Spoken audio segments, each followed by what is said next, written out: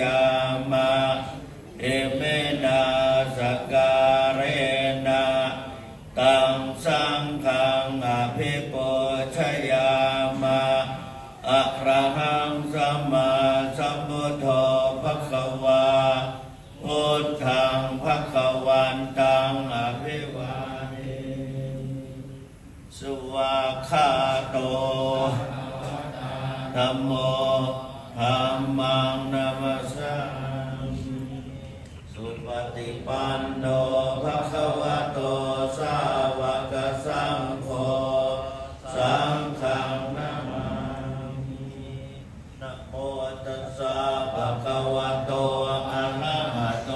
สัมมาสัมพุทธัสสะนะโมตัสสะภะคะวะโตอะระหะโตสัมมาสัมพุทธัสสะนะโมตัสสะภะคะวะโตอะระหะโตสัมพุทธัสสะนะโมพุทธายะนะมาเมเตโลกะโมลิง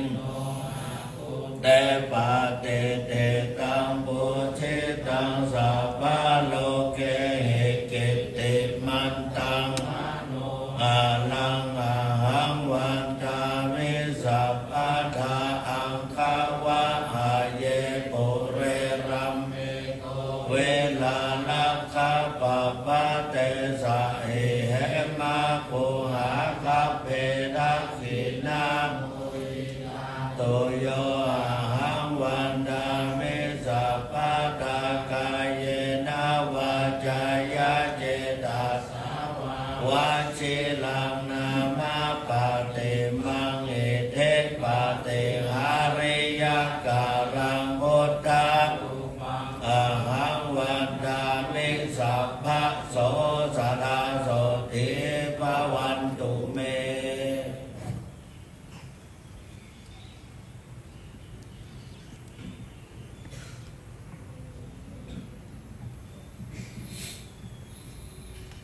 โย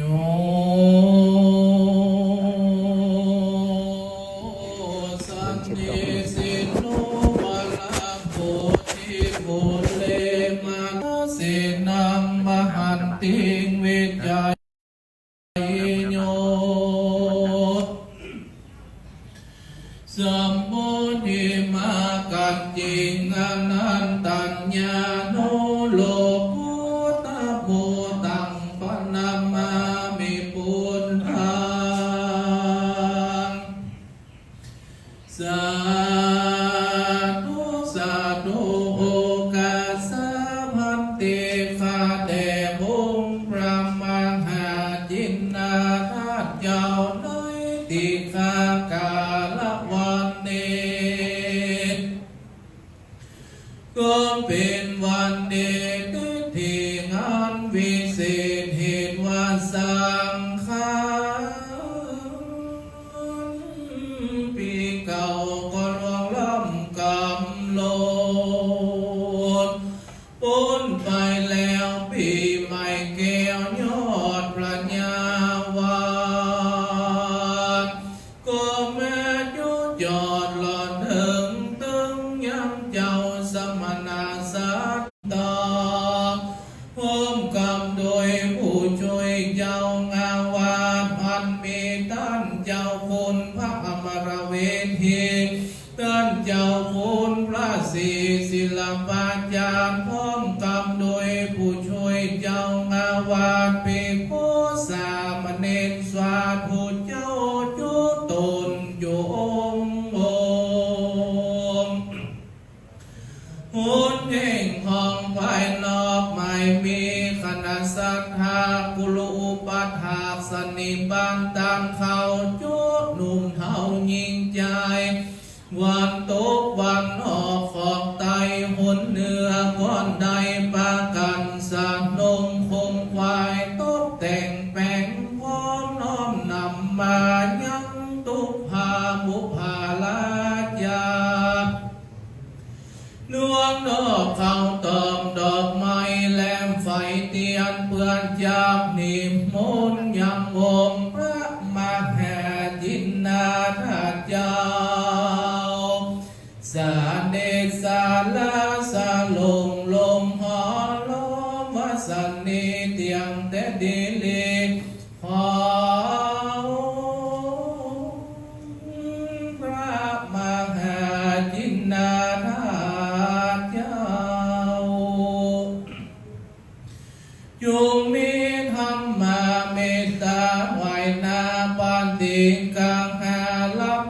เพื่อให้สมดังกรรมกรรมหาทันนา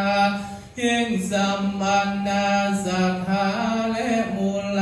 สัทธาผู้ขาดังหลายนึกจุงจะมีเพียงแต่ดีดีตังโนอาเกตุปาบุภาลาจัตตานังนิมันตานังนิพพานาปัจจโยตุโน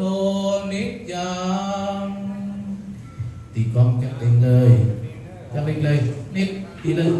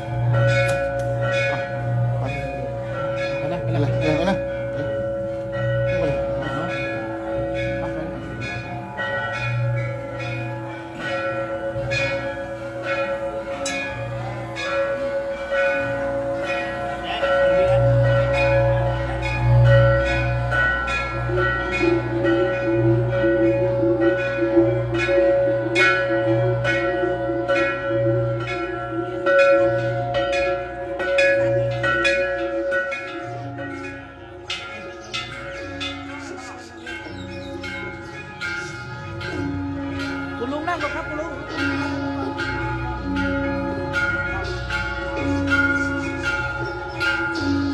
สาสาสาสาสาคณะสหาสาเด้ออาภาหัสเสด็จสาสานั่งลงเด้อนั่งลงอาสาสาสาสาสาสาสาสาสาสาสาสาไว้เอาน้ำดื่มเพื่อมาขวดแม่ขวดใหญ่เลย อายุเยอะแล้วเป็นหนังเดียวหมดแล้วเนาะ จานมีกันรถอ่างมีแล้วก็ได้มีเอาข้าวครูพุทธศาสตร์นั่นแหละว่าได้หมดอ่ะจานนะครูพุทธศาสตร์เป็นว่าได้หมดมาเตาวิบุญมันถึงกล้องอ่ะทำได้ทำเป็น ราชทานน้ำเด้อท่านพระครูจะได้ประกาศน้ำ สันนิสิโนวะลาโปติมุเลมาลังสันสินังมหันติงวิจายุสัมพุติมาคันติงอนันตัญญาโนโลกุตังอุตังปันนามามิพุทธังสาธุ สะโตโอกาสะพันติคาเดองค์พระมหาจินนาทัตเจ้าน้อยติคากาลวันนี้ก็เป็นวันข้าตั้งหลายตั้งสองกันนักกันนายดังภายในและภายนอกภายในไม่มีท่านพระเดชพังคุณหลวงพ่อท่านเจ้าคุณพระสุวรรณเมธีเจ้าอาลามาธิปันติวัดพระธาตุเจ้าสีจอมทองพร้อมกำด้วยผู้ช่วยเจ้างาวานินสวาทุเจ้าจุตุนโยงหุนเน่งห้องภายนอกไม่มีคณะสัทธาศิษย์เจ้าบ้านผู้เฒ่าผู้แก่ก็ได้พากันสนุงคงไฟตกแต่งแปลงพร้อมน้อมนำมาอย่างน้ำสุขันโทตกะเบื้องจักแอบองค์สละสลุงยังองค์พระมหาจินนาทัตเจ้าของพระมหาจินนาทัตเจ้าจุมีธรรมเมตตาไว้นาอินดูคุณนาปฏิกาแห่รับเอาเพื่อหือสมดังกรรมกรรมหาธนายิ่งสมณะสัทธาและมูลานสัทธาบุคาตังหลายวสันนิเตียงเตดิลีตังโนอังกิตุปาบุภาลาญาตานังสุขันโตตกะตานังอภิยังอาสาธารณะสัพพโลกิญาโลกุตลามกาพลานิพานาปัจเจโยตุโนนิจจา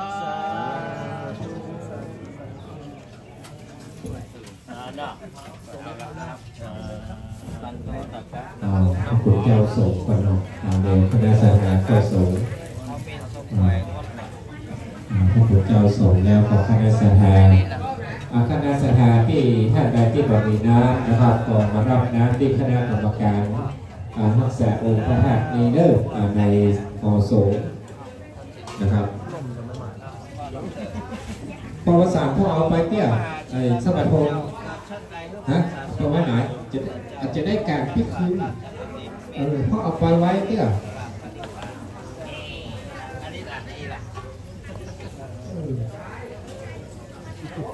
ส่งพระคุณเจ้าส่งแล้วเนาะเอาส่งได้เลยพระราชทานส่งได้เลยพระคุณเจ้าส่งแล้วมาส่งได้เลยพระคุณเจ้าส่งแล้ว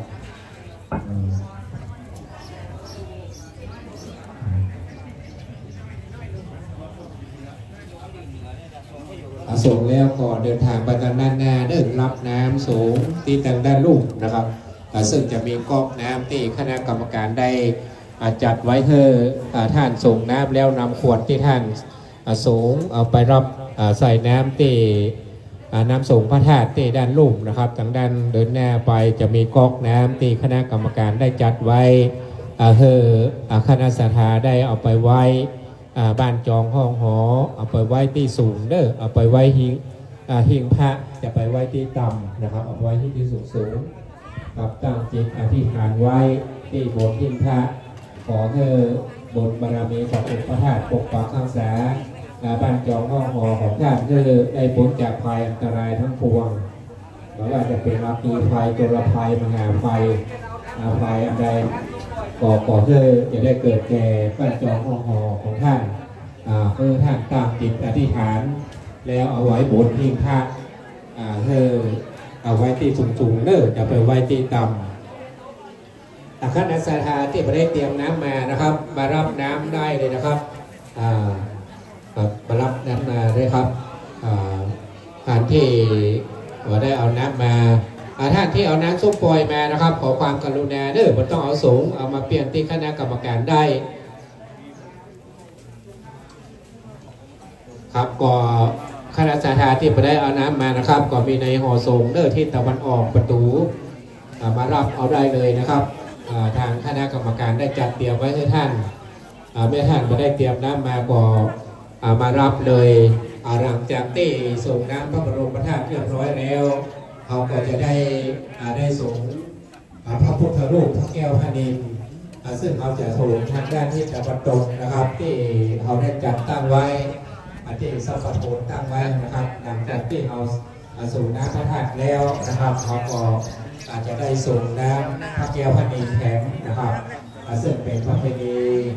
ของวัดพระธาตุที่ได้กระทำมาทุกปีสมัยแต่โบราณนะครับดังนั้นท่านก่อนนำเรียนขึ้นวัดนาศรัทธาแล้วเมื่อท่านส่งน้ำแล้วส่งน้ำพระบรมพระธาตุแล้วก็จะได้ส่งน้ำพระแก้วพระนีแข็งนะครับซึ่งอยู่ทางทิศตะวันตกนะครับซึ่งท่านจะได้ผ่านที่ลานรีที่สัพพะโทนกันไว้ให้นะครับอันนี้เป็นที่สูงนะพระแก้วพระอินทร์จากนี้เดียวทางท่านพระครูจะได้ราชนาพระแก้วพระอินทร์ออกจากพระวิหารจะได้ออกจากพระวิหารแล้วเอาไปประดิษฐานที่สัพพะโทนทำอะไรต่อส่งนะแก้วพนินที่ไหนเนี่ยเนี่ยแต่ยังไม่มาเต่ามันมีตามันมีตา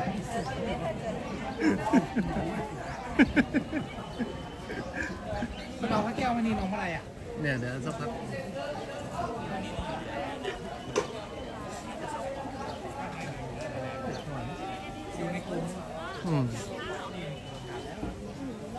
ครับขอเรียนเชิญทุกท่านนะครับพี่น้องศรัทธานักศิลป์นักบุญทุกคนทุกท่านนะครับเมื่อท่านได้ส่งน้ำแล้วนะครับขอให้ท่านได้ไปรับน้ำสงฆ์นะครับตรงจุดที่ทางวัดเราจัดเตรียมไว้ให้นะครับแล้วก็ขอความร่วมมือโดยนะครับเป็นน้ำส้มปล่อยและของงดนะครับคือขอเป็นน้ำดอกคำฝอยเนาะท่านใดนะครับที่ยังบ่ได้ส่งเตื้อส่งเส้นแล้วได้รับน้ำแล้วเดี๋ยวพึ่งกลับเตื้อนะครับเพราะว่าเดี๋ยวสักกำดึงเราจะส่งน้ำพระพุทธรูปแล้วก็ส่งน้ำพระสงฆ์องค์เจ้าสามเณรที่อยู่วัดพระธาตุของเรานี่นะครับดังนั้นก็ขอเรียนเชิญทุกท่านนะครับขอเรียนเชิญทุกท่านร่วมแห่งงานลึกนะครับการบุญแห่งงานลึกกิจกรรมบุญแห่งบุญลึกนะครับดังนั้นก็ขอเรียนเชิญทุกท่านทุกคนนะครับเพราะว่าเดี๋ยวสองปู่ก็จะไป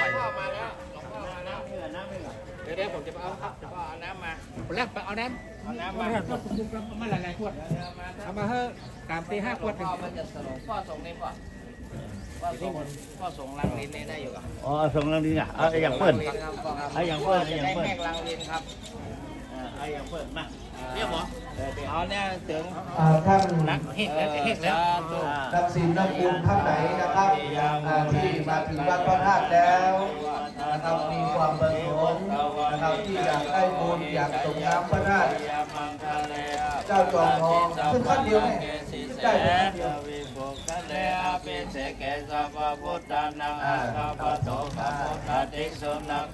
ไม่ชีหนูนี่แก่ไปเยอะแล้วนะเนี่ย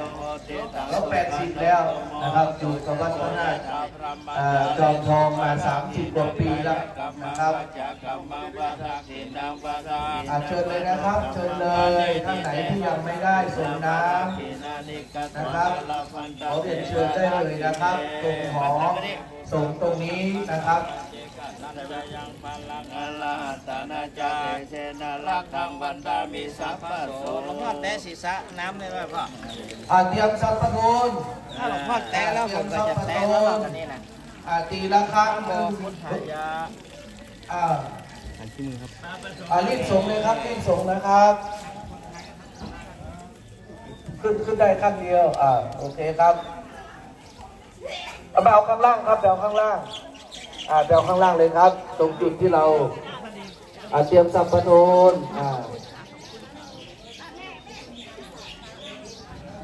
ลงไปเอาข้างล่างครับน้ำส่งลงไปเอาข้างล่างเลยครับลงไปเลยนะครับ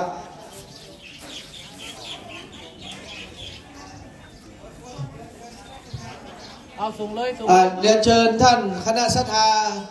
นะครับส่งน้ำ ส่งน้ำพระนะครับตรงฝักประโทนสีเหลืองนะครับที่เราจัดเตรียมไว้นะครับ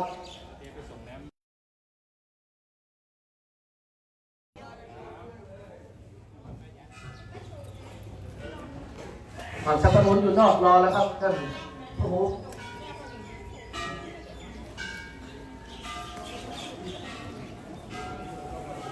มาเอาข้างล่างดีกว่าครับน้ำสงพี่มาเอาข้างล่างตรงนี้ครับเรามีจุดเอาให้ครับลงมาเอาเลยครับถ้ารอเอาตรงนั้นมันไม่ได้ครับพระธาตุจะออกแล้วนะครับเชิญนั่งเลยนะครับถ้าท่านจะเดินไปส่งน้ำพระก็เชิญเลยครับเดี๋ยวถ้าไม่อย่างนั้นแล้วท่านจะได้นั่งลงนะครับส่งได้อยู่ครับส่งเลยครับส่งเลยครับส่งเลยครับรีบส่งเลยครับเพราะว่าเราจะอัญเชิญแล้ว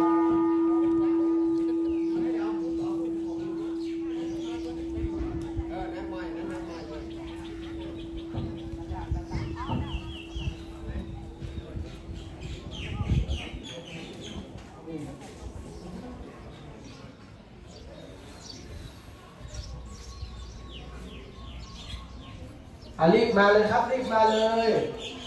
นะครับรีบมาเลยครับ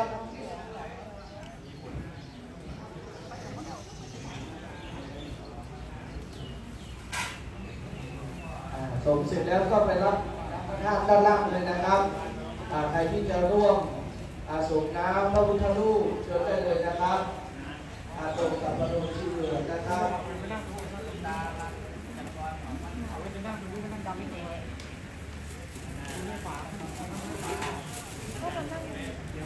ตีคล้องตีนี่เจอครับ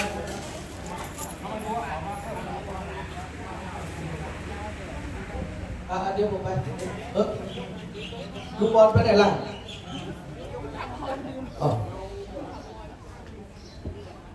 ท่านดร.ถาวรยังอยู่ไหมครับโอเคครับครับพี่ลุงมายกแม้แต่ยกปิ๊กด้วยกัน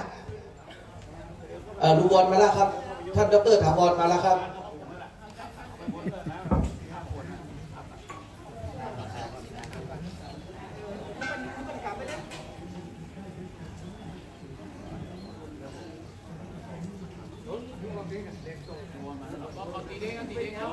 จัดเองเลยเด้อครับจัดเองเลยจัดเองเลยครับผมช่วยจัดเองจัดระฆังใหญ่ไปเด้อครับผมบายสาทุกคนทุกท่านนั่งลงเด้อตอนนี้นะครับนั่งลงเลยเด้อครับ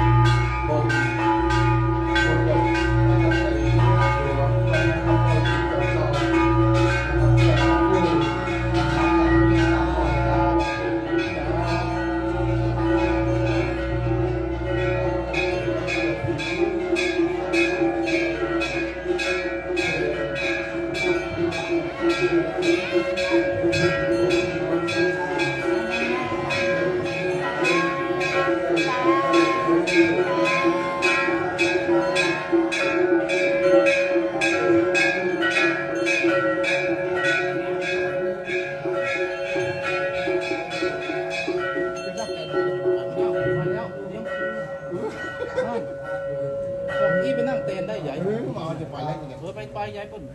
มาแล้ว เอาแป้งแต่ทุกๆนอนมาเลย ไปแล้วจะไปก่อนอยู่โอเคจะคน3 คนเนี่ยไปแล้ว ย้อนที่ไหนย้อนที่ไหน โอ้ลืมไป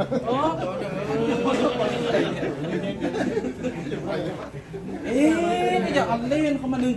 ตกหูบ้านหูเมืองอย่างเนี้ย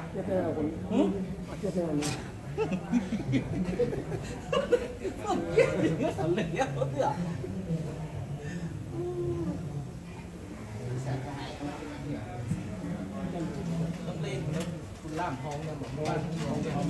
ไปอาบน้ำบอกบ้านบ้านทองบ้านทองบ้าน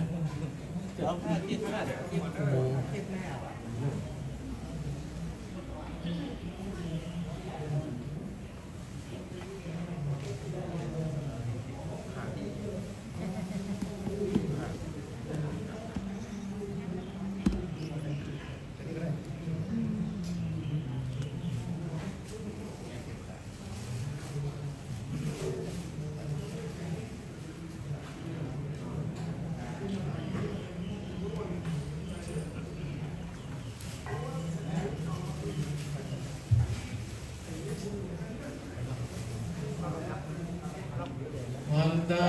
มิพุทธังสัพพังเมโตสังฆังมัจจาเมปันเตวันตามิธัมมังสัพพังเมโตสังฆังมัจจาเมปันเตวันตามิสังฆังสัพพังเมโตสังฆังมัจจาเมปันเตวันตามิโกโลอุปัชฌา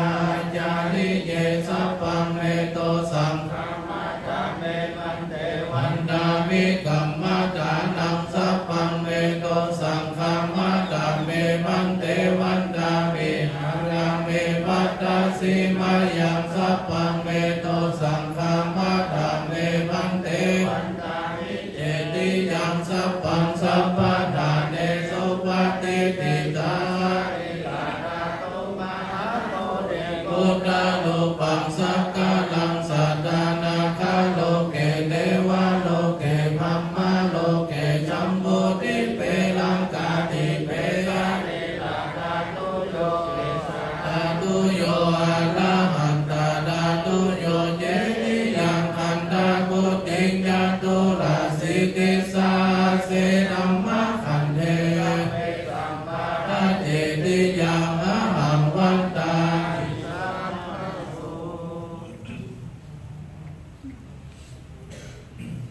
วันตามิปันเตสัพพังนาภาลาตังสัมมาตามิปันเตมยาตาตังปุญญังสามินานุโมติตาปังสามินากาตังปุญญังไมหังตาตาปังสาธุ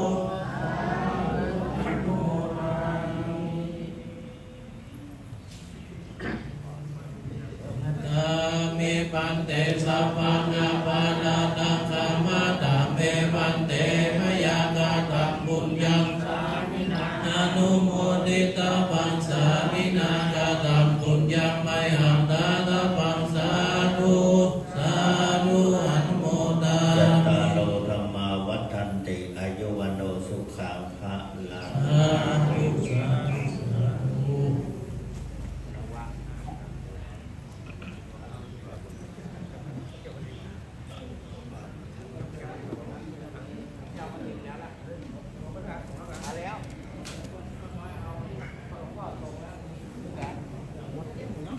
ถึง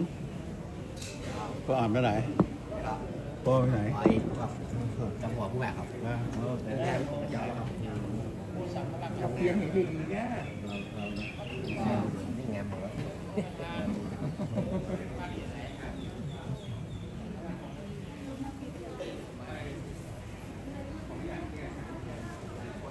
เนี่ยเต่าเนี่ยหรอ ถ้าก็ผู้เต่าผู้พลาดได้ แล้วแต่เนี่ยในรายการให้กับพ่อประธานเอาตั้งเป็นผู้เป็นคนรักที่ของลบหน่อย ถ้าครูอ้วนอยู่ข้างหลังถ้าครูอ้วนถ้าครูอ้วนไปแล้ว เอาสัญญาเอาที่จะมาสร้างเข้าทางหัวพระเจ้าว่า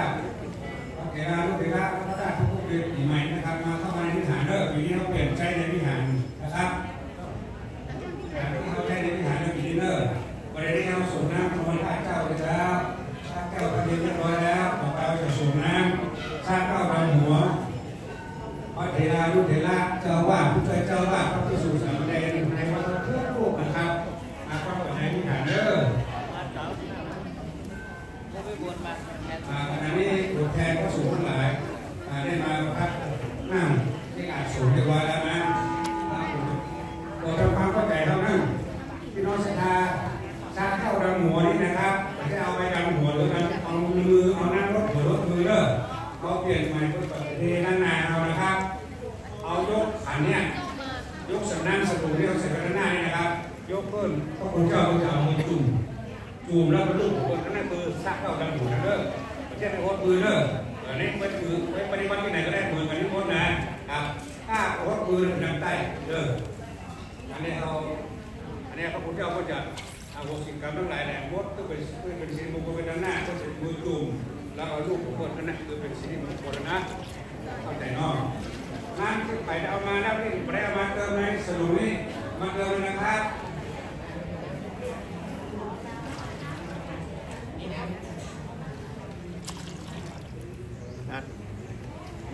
เราได้คุยเจอตัวแทนของเราเนี่ยต้องมากับเกณฑ์น้ำสรุปนี่ด้วยต้องกับเกณฑ์เครื่องโคดานอะไรเนี่ยโคดานกับโคดานปีใหม่เจอไปทำมานะครับมีข้อน้มมาขึ้นผักผลไม้ตามฤดูกาลนะครับไปแล้วมาใส่เด้อนะครับจะเริ่มพิธีละถ้าใส่แล้วขอนั่งอยู่กับที่อันบุญควรนะครับทำไปยัง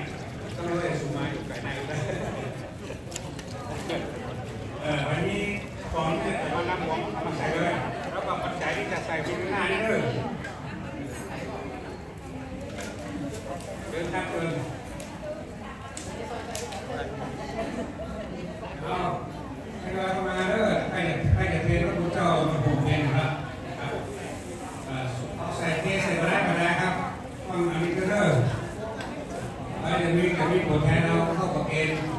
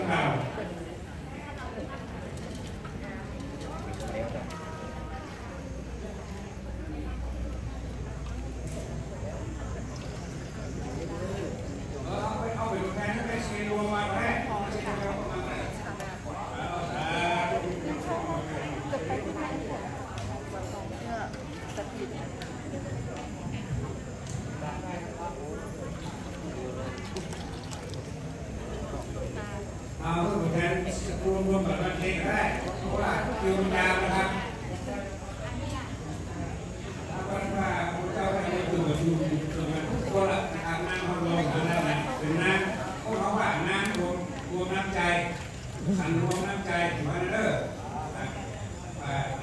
วันนี้เอามาใส่ตัวเองฝากออกมาก็ได้เด้อเป็นสรุปรวมน้ำใจเราอย่างนั้นนะครับเสร็จแล้วก็ตั้งอยู่ที่นะครับ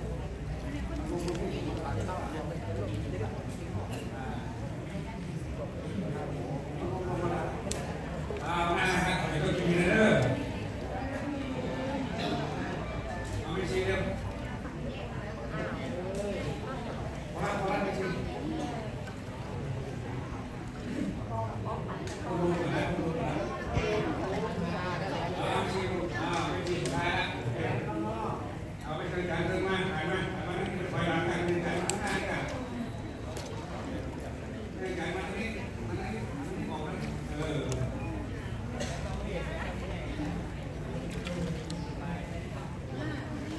ด้อมาจากเจ้าพิธีเรียกนะครับ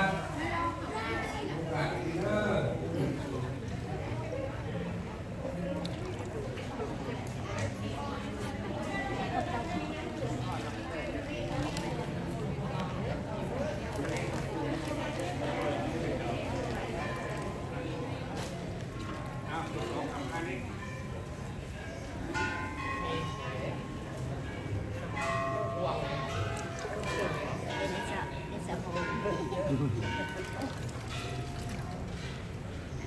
หน้าพวกเราหันหน้าเป็นพระเจ้าก่อนเด้อพระเจ้าสามครั้งนะครับก่อนเด้อ1 3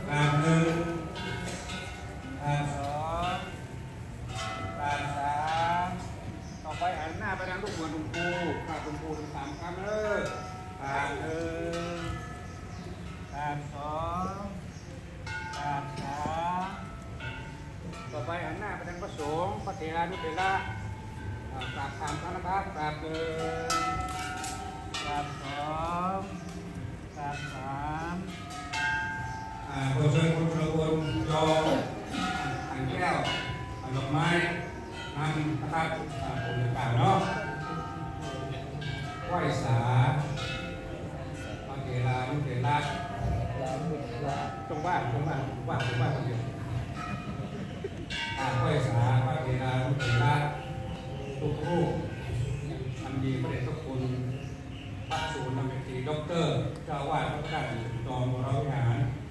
และรองเจ้าคณะจังหวัดเชียงใหม่พระธรรมรักษ์เวทีผู้ช่วยเจ้าอาวาสพระศรีศิลปาจารย์ผู้ช่วยเจ้าอาวาสพระครูวิบุญสุวรรณวัฒน์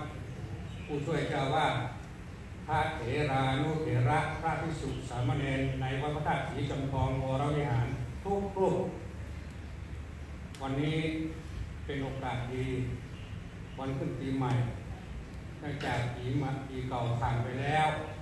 ปีใหม่แก้วพญาวันมาฮอดมาเดินกับผมในนามของคณะศรัทธาวัดพระธาตุศรีจอมทองทุกผู้ทุกคนทุกหลังคาเรือนนำโดยท่านสสสุรพลเกษตรกรมาในวันนี้ได้นำน้ำมีส้มปล่อยและของอังคนบริโภคมาซักเต้าดำหัวพระเถรานุเถระทุกรูปในวันนี้เนื่องจากปกติร่วงมานั้นอาจจะมีการล่วงเกินด้วยกายกรรมวจีกรรมมโนกรรมทั้งต่อหน้าแต่รับหลังทั้งตั้งใจและตั้งใจขอกรรมทั้งหลายนั้นจงอโหสิในวันนี้ก่อนอื่นก็ใครขอกราบอาราธนาพระคุณเจ้าทุกรูปตั้งแต่หลวงพ่อเจ้าอาวาสลงมาคืออยู่ประจำวัดเอาเป็นรักเป็นจอเป็นเก้าอยู่วัดเอานำพัฒนาวัดพระธาตุศรีจอมทองพัฒนาต่อยอดจากหลวงปู่พัฒนายาวนานแสนนานเต้าที่ผ่านมาคณะศรัทธาทั้งหลายก็มีความพอใจในเพจพระคุณทุกรูปที่เดินรอยตามบารมีธรรมหลวงปู่มาจนถึงทุกวันนี้ทุกคนมีความปราบปลื้มยินดีทุกอย่างในโอกาสปีใหม่นี้ได้นำพระมิตรสมปล่อยมาซักเต้าดำหัวตามประเพณีล้านนาเฮาเพราะในวันนี้ก็ขอส่งน้ำโดยมีตัวแทนของเฮายกสลุงทั้ง4สลุงนี้ยกขึ้นแล้วก็ขอนิมนต์พระคุณเจ้าได้เอามือจุ่มแล้วก็ลูบหัวเป็นพิธีเป็นเสร็จพิธีของการนำในวันนี้แล้วก็ขอรับพรจากพระคุณเจ้าเอาคุณสุรพลเอาพานำพานประเพณีเจ้าไหว้ก่อนโอเคสังเกตมาเทนะนาราทัตเยนะกัตตัง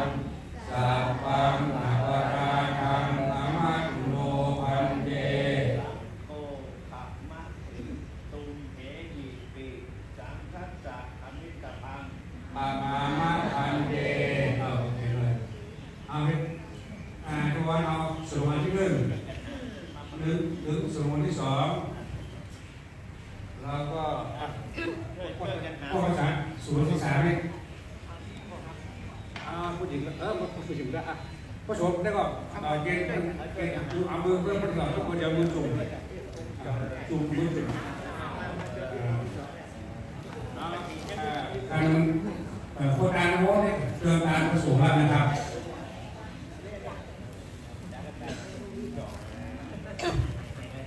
อะไรเยี่ยมเลยอะไรก่อนคือก่อนนะครับ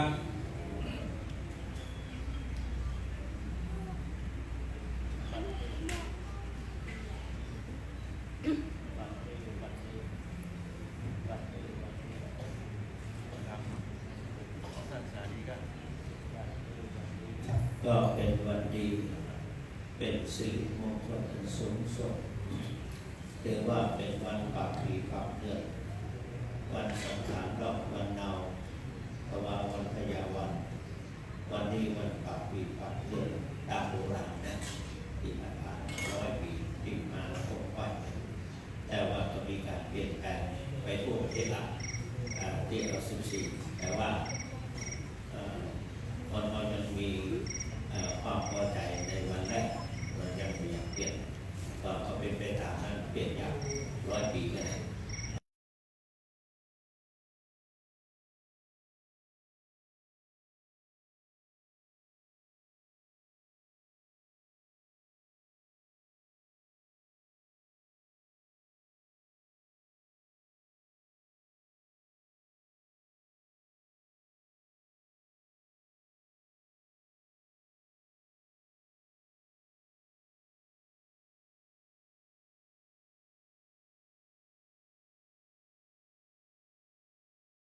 มีการ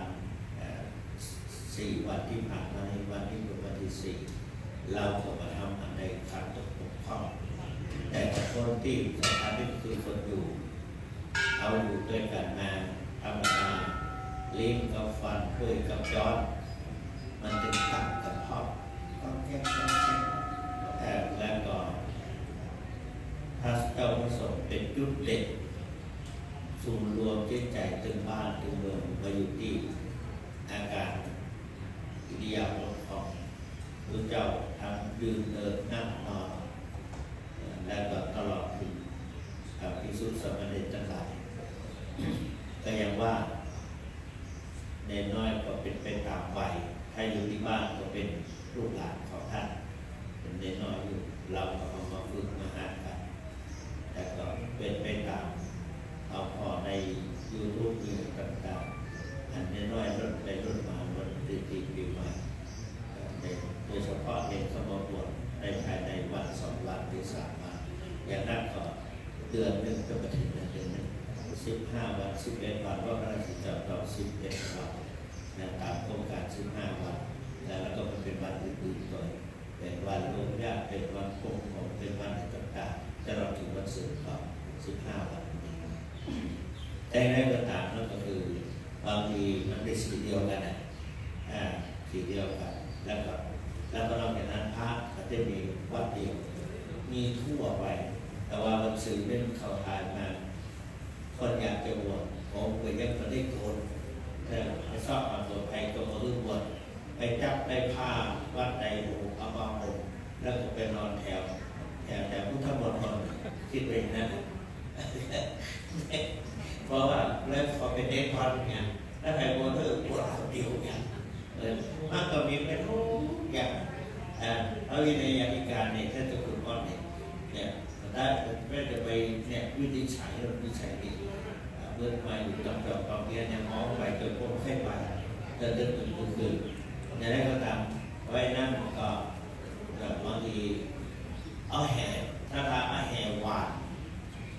แต่ตุเจ้าท่านดีท่านพอดีอยู่ในแห่โอ้ตุเจ้าเดียดเนาะตุเจ้าไหนโม่เริ่มมาที่อื่นที่ไข่ไปที่อย่างกับในวัดพระธาตุจำลองนี่เอาตุเจ้าต่อเจ้าวัดพระธาตุ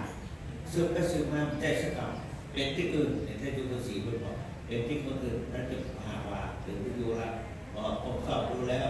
เป็นพระท่านมาที่นี่ก็มาปฏิบัติมาเรียรายพ่อเนี่ยแล้วก็ผู้คนไปแห่วันมาทำที่ในวัดพระธาตุรถโต๊ะอยู่ในพระธาตุบางคนก็บอกถ้าทุกคนบอกพ่อทุกคนจะได้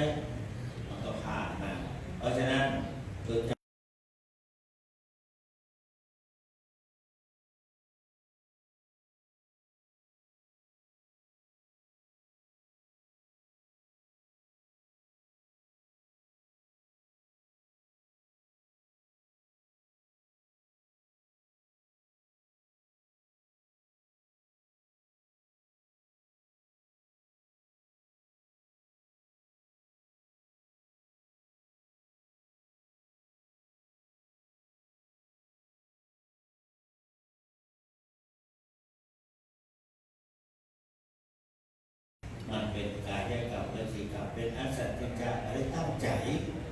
พระไปว่าก็หอมมงคลเปิดแต่ก็เลยปล่อยเศร้าหมองไปตัวเพราะฉะนั้นเพื่อเป็นอุปสรรคขัดขวางการดำเนินชีวิตของท่านทั้งที่เป็นรูปธรรมโดยการทำงานปฏิขัดเจออุปสรรคและก็ที่เป็นนามธรรมคือสิ่งที่จะเกิดขึ้นคุณธรรมสอนสัมพันธ์จะเกิดขึ้นกับเราก็ไปปิดไป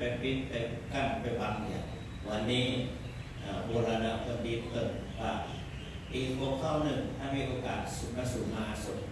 วันนี้พระสงฆ์มาประทานจบกรองโดยเฉพาะระดับอธิรักษ์ผู้ใหญ่ก็หาว่าสมควรที่จะมาอนุเคราะห์สงเคราะห์ต่อศรัทธาญาติโยมก็มีโอกาสได้มาขอขมาลาโทษต่อพระสงฆ์ทั้งภายในวัดนอกวัดทั้งทั่วประเทศมาวันนี้มาวัดสังเกตประมาณเห็นนะเนี่ยเอาประมาณในพระสงฆ์ละต่อไปเนี่ยดังนั้นอาตมาภาพในนามของประธานหรือว่าคณะประธานสงฆ์ในวัดพระธาตุศรีกุหลาบเป็นเจ้าอาวาสให้เจ้าอาวาสก็ถือโอกาสว่ากายกรรมวจีกรรมมโนกรรมสัจจิยโตสังสัจจิยโตสังคือได้ตั้งใจก็ตามไม่ได้ตั้งใจก็ตามครั้งเผลอก็ตามด้วยความประมาทพลาดพลั้งไม่ได้ยับยั้งสติไม่ได้คิดก่อนว่าไปแล้วคิดไปอย่างโน้ที่แก้ไม่ได้วันนี้อาตมาภาพพร้อมด้วยพระสงฆ์ทุกโมดขออ้างเอาคุณพระศรีรัตนตรัยและก็คุณบารมีคุณศีลคุณธรรมของครูบาอาจารย์ทั้งหลายเคยได้ประพฤติปฏิบัติในก่อนแต่ประพฤติคือเป็นอโหสิกรรมยกก็ธรรมาลาโทษต่อศรัทธาญาติโยมทั้งหลายเพราะเป็นบาปเป็นกรรมด้วยความน้อยพระมหาสังฆจายเนี่ยที่จริงก็คือโสระยะนะครับในโสระยะจะพระสังฆจายก็คือสังฆจายนี่แหละเอาไปหมดแต่นายโสระยะในพื้นปฏิก็เพิ่มชิดประดานะชิดปฏิมาแล้วกายเป็นกระจายอย่างเงี้ยเนี่ยเป็นเรื่องของพัฒนาการกายเป็นไม่ยิงภายในพริบตาเดียวพอพ้นจากทุกกายเป็นสุภาพสตรีทั้งตอนแรกกายร่างกายกายเป็นตอนแรกจิตใจกายเป็นต่อมาอวัยวะทุกส่วนภายในกายเป็นสตรีไปอย่างแล้วก็จิตใจก็คอยตามไปหาพระใจประทับพระใจหนีออกไปปั๊บก็ขับคนเปลี่ยนขับเปลี่ยนไปเลยแล้วไปเป็นเมียว่ามีลูกถึง2 คนขณะที่ตอนนี้เป็นเจ้าเป็นอยู่ที่เมืองนี้ยังไม่ได้เป็นดูแคร์พระสงฆ์สังฆทานแต่แกก็มีลูกอยู่2 คนไม่มีเราแล้วเราพอไปคือเจ้านั้นอันนี้กายเป็นไม่ยิงเป็นอะไรทั้งกายทั้งใจแล้วก็ไปมีผัวแต่ว่าอันนี้เรื่องมันยาวเด็กสุดท้ายก็ไปได้ผู้ดีไปแนะนำไปขออโหสิกรรมต่อพระมหาสังฆจายพระมหาสังฆจายอโหสิกรรมก็เป็นอนุภาพมันหายปุ๊บกลายเป็นพระใจเหมือนเดิมแล้วผมก็กลับมาหาแล้วก็เป็นพระใจไอ้ยี่ไหนท่านก็เลยออกบวชส่วนท่านพระมหาสังฆจายพิจารณาร่างกายโอ้ร่างกายรูปรอเราเอาการที่เป็นว่าเดือดร้อนคนอื่นเราเลยตั้งแต่นี้ต่อไปเอาคือแข่งขันห้องงานละอธิษฐานร้องเนี่ยนี่เป็นที่มาของพระสังฆจายแล้วก็เนี่ยอโหสิกรรมพระมหาสังฆจายอโหสิกรรมเมื่อแก่โสระยะก็เลยตั้งใจทำงานแบบนี้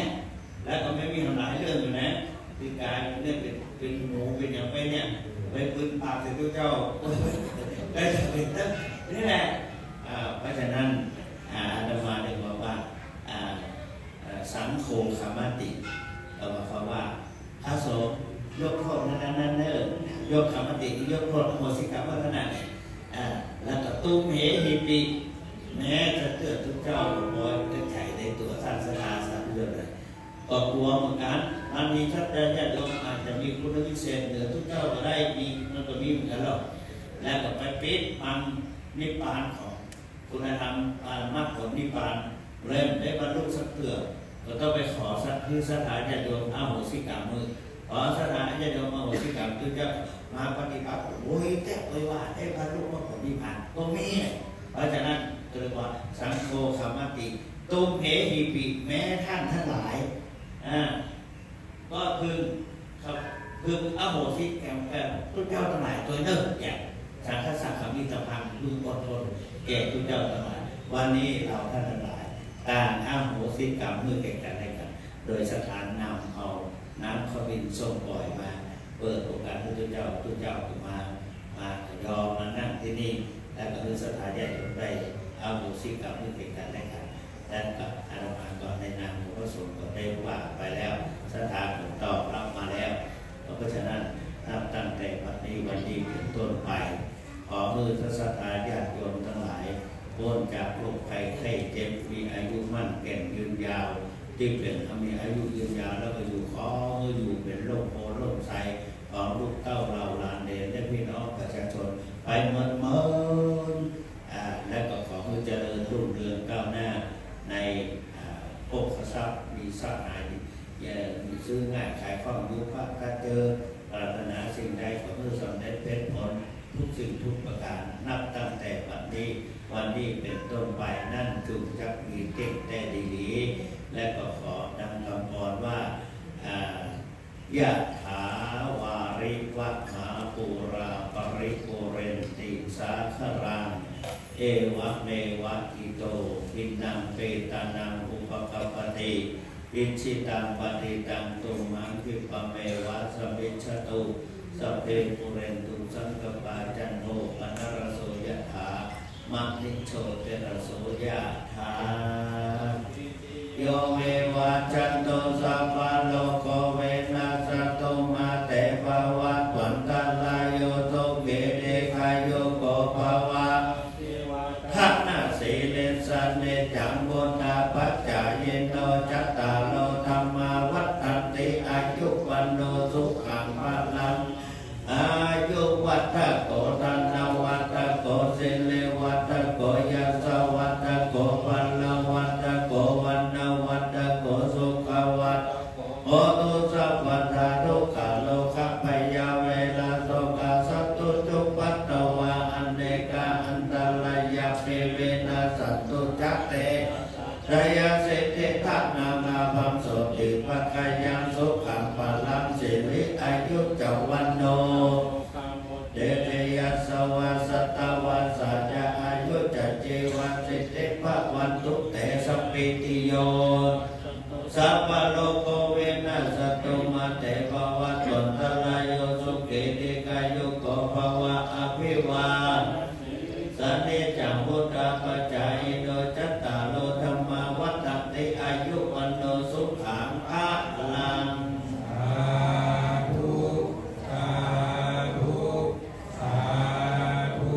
ยะเกมันเตสังโฆปฏิชานะตุ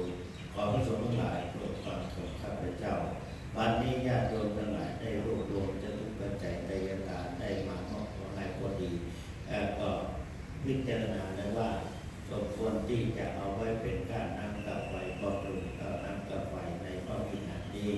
ถ้ามีสุขสมรูปใดถ้ามีสุขรูปใดเห็นว่าไม่เป็นการสมควรแล้วไซขอได้ทักท้วงขึ้นในทำการระหว่างสงฆ์อันหนึ่งทรัพย์เข้าของทุกอย่างที่สมควรที่จะเข้าในโรงครัวของวัดพระธาตุสีต่อเพราะมีศาลาโรงจานมีโรงประกอบอาหารถ้าว่าเห็นประสงค์วันแล้วใส่จงทักท้วงขึ้นในทำการระหว่างสงฆ์ถ้าเห็นว่าเป็นการสมควรแล้วก็ขอสัทธาสาธุการสัญญาสาธุขึ้นพร้อมกันณโอกาสบัดนี้เถิดสังโฆรุจติสังโฆรุจติสังโฆรุจติตอนเป็นคนน้ำมนต์เอาคนตายไว้คนมาก็เสร็จแล้ว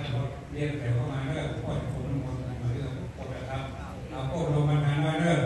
วันตามีมันเทสัพพาปาราคังกามาตันเตปันเตมยา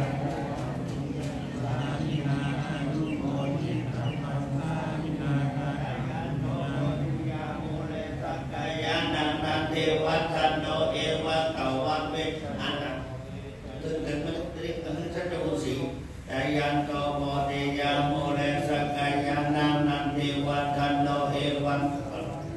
จโยโหวิชัยยะโชชยามังกะเลอัปปะลาจิตตปัลลังเกสิเสทิโกคะเลอภิเสเกสัพพพุทธานังอัคคัปปะโตปะโมทัตติสุนังคตังกัลลังสุปวะตังโสโมเตตังสุขันโตโสโมโมโตจัสโสเยตังพมมัจจาริสุปารากินังกัมมังวาจากัมมังปารากินังปารากินังมโนกัมมังปณิทิเตปารากินากินานิกัตโตนาราปัตตะเตปารากิเนอายุวัตโกรันนวัตโกเสเลวัตโกยสวัตโกโกวันนวัตโกสุขวัตโกตุสัพพะนาโลกาโลกะปยาเวนะโสกะสัตตุจุปัตตวะอเนกะอันตัลยาสัตตุจัตติสัสสะสยสิทธิทานังลาภังโสติปัคคยังสุขังพลังสิเลอายุจวันโนจะโภคังเจยสวัสสัตตวะสัจจะอายุจะจีวสิทธิภวันตุเตอายุวัตโกดนวัตโกสิริวัตโกยาสวัตโกวันลวัตโกวันนวัตโกสุขวัตโกตุสัพพะนาโลกาโลกะปยาสัตตุจุปัตตวะอเนกะอันตรายะปริเวณะสัตตุจัตเตสัสสะสยสิทธิทันังลาภังโสติสุขังพลังสิเลอายุจวันโนจะโภคังวติจิยสวัสสัตตวะสัจจะอายุจะจีวะภาวันตุเตมุสาธุมาเจ้าหน้าที่โรงครัวมารับของโรงครัวเด้อกรรมการรับด้วยกระซิบบอกเจ้าหน้าที่โรงครัวมาทำ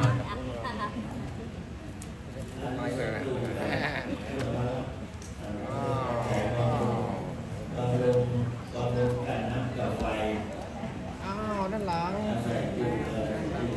ได้ทุกคนได้ทุกคน